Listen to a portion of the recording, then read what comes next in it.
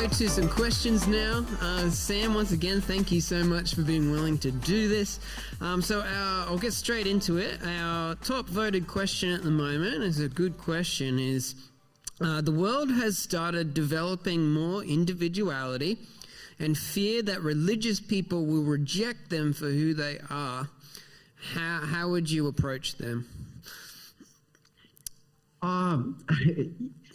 So again, we could ask, well, why does someone ask this question? But because I can't ask that person, why do you ask this question? I think there's a big distinction between loving, welcoming, and having to agree or approve.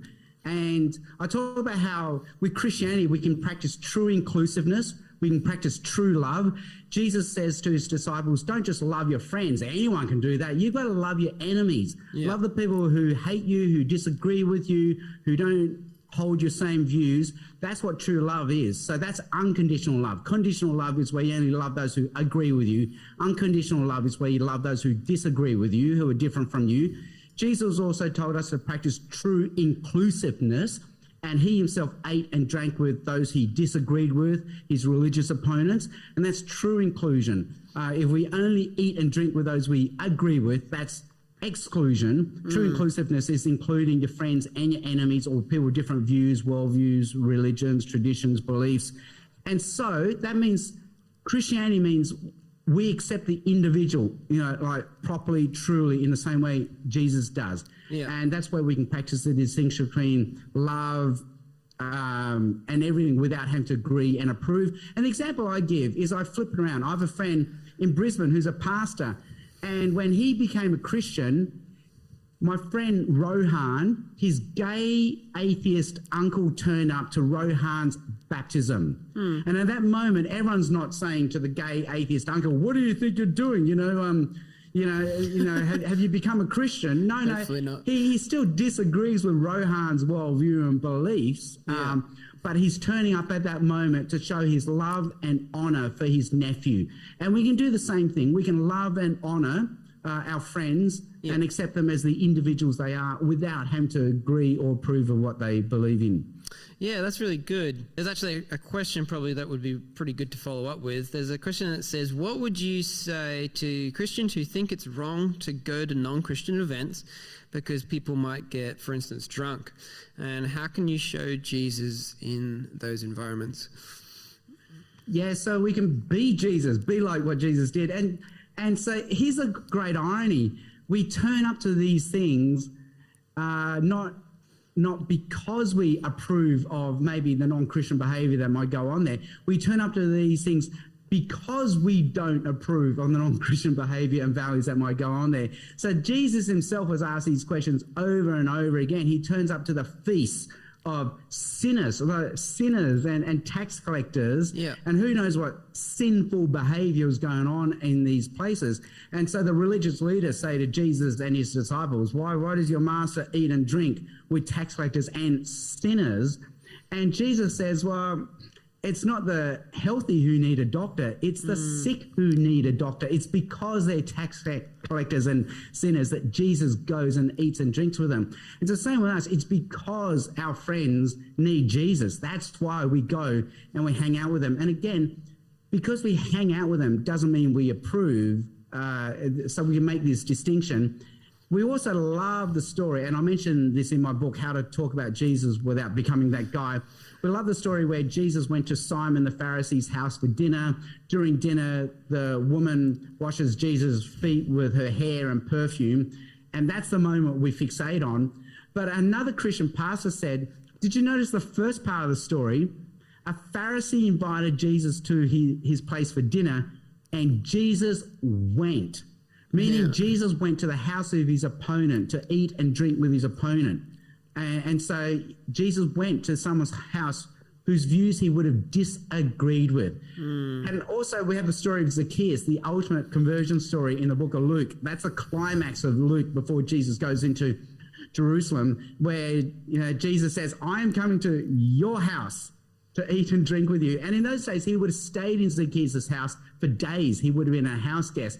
And again, everyone goes, look at him. He's going to be the guest of a tax collector. Yeah. And again, Jesus is going not because he approves, but because he disapproves. So we're being Jesus at that moment. Yeah. Do you think there's, just kind of my own follow-up question, do you think there's any limits or certain things you shouldn't go to? Yeah, and in my book, I talk about all the nuances that go on with, like, okay, on the one hand, we do what Jesus does. On the other hand, we're not Jesus, you know. Yeah. and then we always love the stories of Jesus touching lepers. Oh, isn't that nice? Dude, if you and I touched a leper in those days, we would have become a leper. Like, you just don't do that. Yeah. We too would have become outcasts. We would have caught what the leper had. We love the story of Jesus raising Jairus' dead daughter. He touches her. Dude, if we had done that, we would have caught the disease that killed Jairus' daughter. We too would be dead. So on the other hand, we're not Jesus. So if we hang around with tax collectors and sinners, there could be something infectious where we too have our moral compass affected. And so on the other hand, we need to be Jesus, but we need to be wise as well in what we do. And I think that's where motive and intent is very important. Why are we going? Yeah. So like my friend Rohan, his gay atheist uncle turning up to Rohan's baptism. Why is the uncle turning up? Not because he wants to change his beliefs, but because he wants to love and honor. And that's why we're going. And we could even push it further and say, well, we should keep ourselves accountable. Tell a Christian friend or our minister, hey, I'm going to this for this reason. Keep me accountable, please. Check in with me a week later and ask me how it all went. Yeah. No, that's really good. Helpful. We've got another question that asks, you talked about the power of dialogue rather than monologue in evangelicalism. How do you create fruitful questions that are loving but not kind of too forced? Yeah, and I think we have to treat the other person like a human being, not a means towards an end. Start. And so that's it's the power of social awareness, isn't it? Like reading the situation. Is this a 1 talent moment, 3 talent moment, 5 talent moment? Proverbs says sometimes answer, don't give an answer. Proverbs doesn't say what's true or false, what's right or wrong, but what's wise. What is the wise question? How do I read this situation? And we can sense it. It's a vibe thing. It's an art thing, not a science. But counselors do it all the time, just through questions. And they can tell if someone closes up that they don't want to do any more talking. And I've had similar experiences. So on planes, I'll talk to someone, tell me more, tell me about your faith. You know, and this person, they won't stop talking. So they really, really want to stay in this space and talk about spirituality, obviously knowing that they make themselves open and vulnerable. They too have to open the conversation to me talking about my faith. I once sat on a plane next to another guy. He had just gone to a Buddhist retreat. And I said, wow, tell me more. And there's no way he wanted to talk more about the retreat he just went on. So I thought, okay, you know what? He doesn't want to talk. I need to read the moment and respect that. Yeah, read the moment. This is a good one. I think I've met many people with this question, but how do you talk with a family member who does not want to talk about God? Yeah, and I think the Bible has so many verses where believers are related to non-believers. So in 1 Peter, you have the situation where believing wives are married to non-believing husbands. And I think these situations, we recognize them for how tricky they are. One, there's nothing more we can say. There's nothing more we've said that they haven't heard already. Yeah. And even if we say anything more, they're not listening. They don't want to listen. So I think we just got to understand, we've been brought up in a world where evangelism meant monologue. Like, I need to say something. I need to give them more facts, more evidence, more data. But here it really could be just ask questions like, wow, tell me more. Why do you feel that way? You know, we can actually say to our relative. Yeah. But the other thing is the Bible says we can win them over without words. And I think we all know what that means. At that moment, be present, be a safe, understanding, empathetic person in their life. Yeah. Be the de facto chaplain in their life. In the book, I share about how my friend Craig was a chaplain in the Australian Army.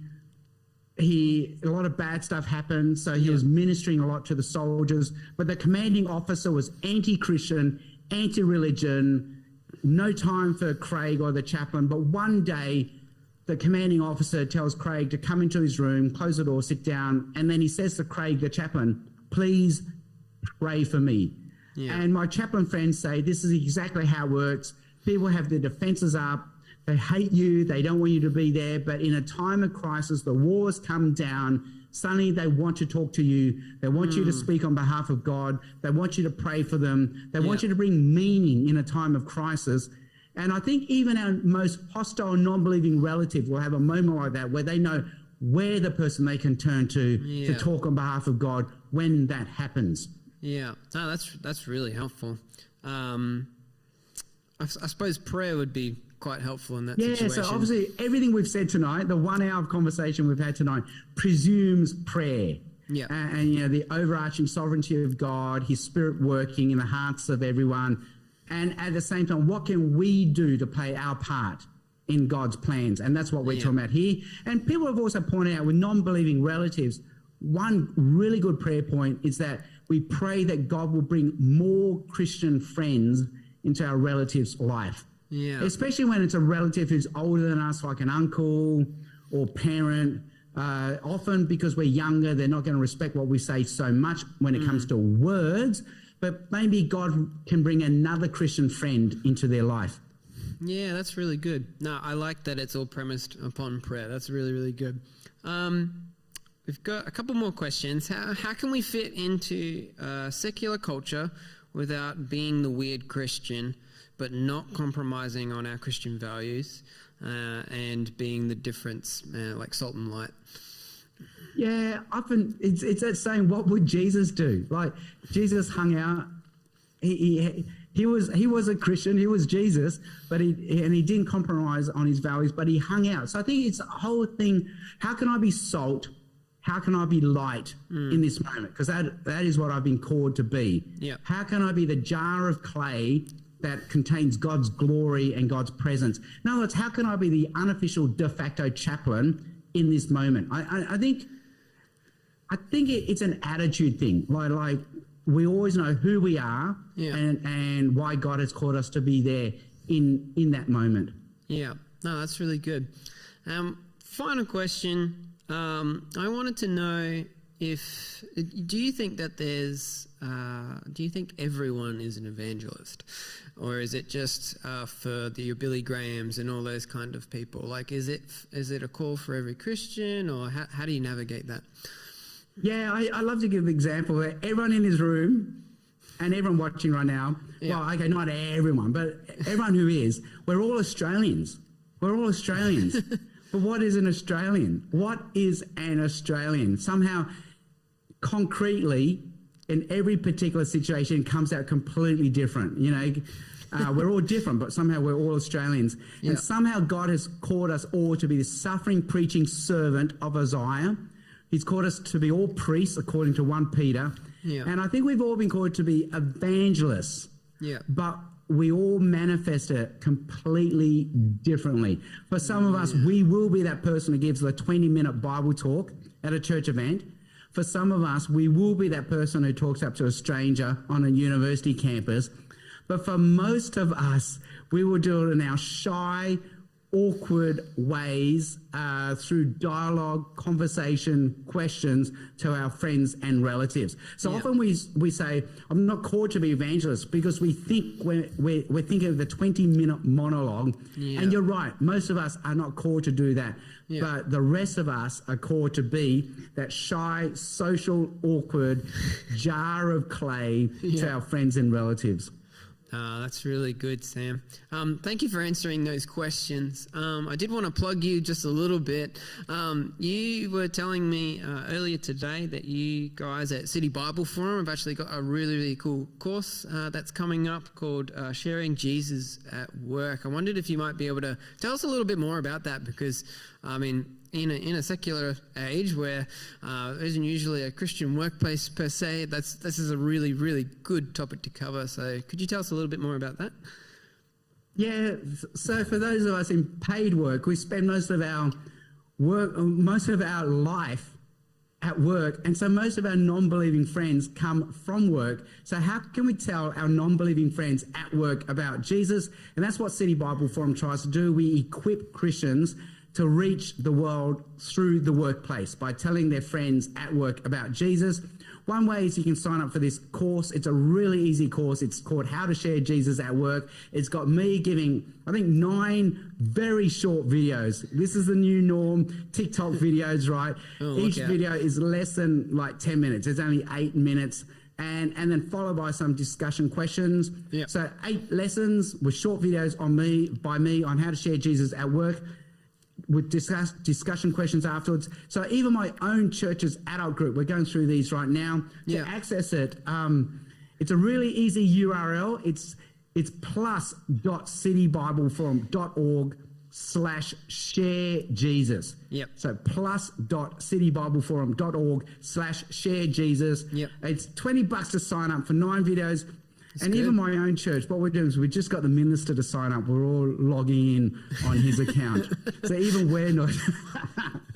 So I feel like it's the Australian for way. us, it's not about making money. It's just equipping as many Christians as possible to share Jesus at work. Oh, great! Well, we'll put that in the information section for you as well. And have you got any books that you're writing at the moment, or anything new coming out, Sam? Oh, well, once again, the one that's just come out is the one that we all know and love, How to Talk About Jesus Without Becoming That Guy. Okay. But in December, just in time for Christmas, there's one on topical preaching in a complex world, how to proclaim truth and relevance at the same time. Yep. So if you've ever heard me speak, more often than not now, because I'm speaking to non-believers in secular places, they're topical talks. And if you think, I wonder, what is the machine behind the mind? What is the madness behind the method? Yeah. Well, this book unlocks the method of how to preach topical sermons in a complex world, truth and relevance at the same time. That's good. It sounds rehearsed. It's great. No, no. Thank you so much, Sam, for joining us on Way of Life podcast. It was such a pleasure to have you. And for, again, those of you who are watching in the future, if you found this helpful, we'd love for you to be able to share that and let us know what you thought. We don't want to be popular per se, but we just want this to benefit as many people as possible. But once again, Sam, stick around. I want to talk to you for a little bit, but for us all, let's give him a hand. He can actually see you.